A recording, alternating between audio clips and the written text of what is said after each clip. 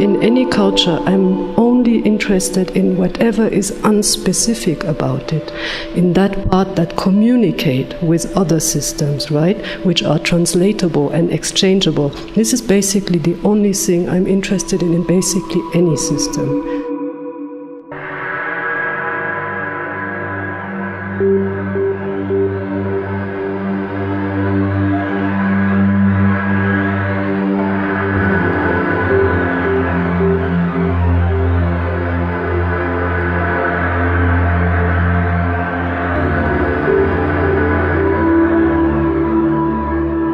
And I think this really shows in all the three pieces.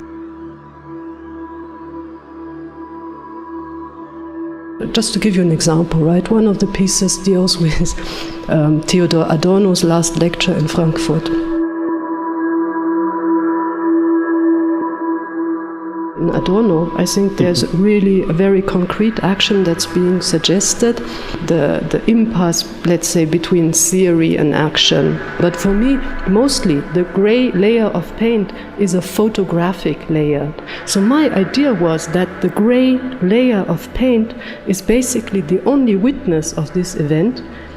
It's like a photographic layer. It has somehow recorded the event, but as a monochrome, it was completely unfocused, like an unfocused photograph.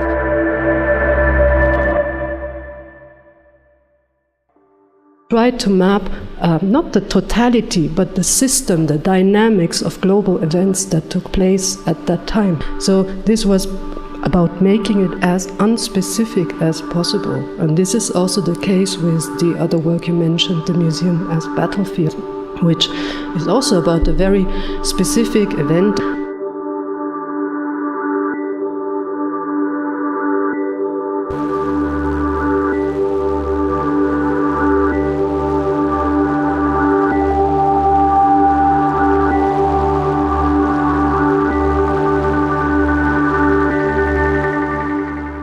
The museum where this video was premiered was actually financed by the same people that produced the ammunition that I found on the site, right? So this is how I developed this idea of a bullet that was flying in circles, that was shot in different places, but basically flying in circles from battlefield to different museums and then back again to the battlefield, right? And I think the flying of this invisible bullet is a central element of what is being referred to as circulationism.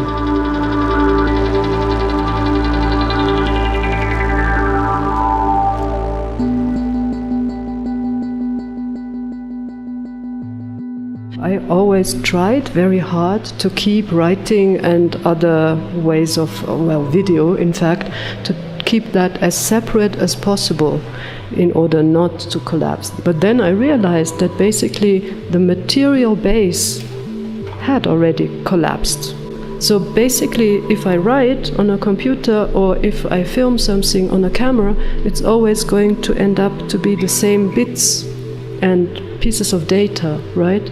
So in a way, on the level of the material I work with, these distinctions have already vanished. My new work deals with this idea very strongly that basically all we do, all we say, our movements, our moods, our affects are being captured as energy, as sunshine, no?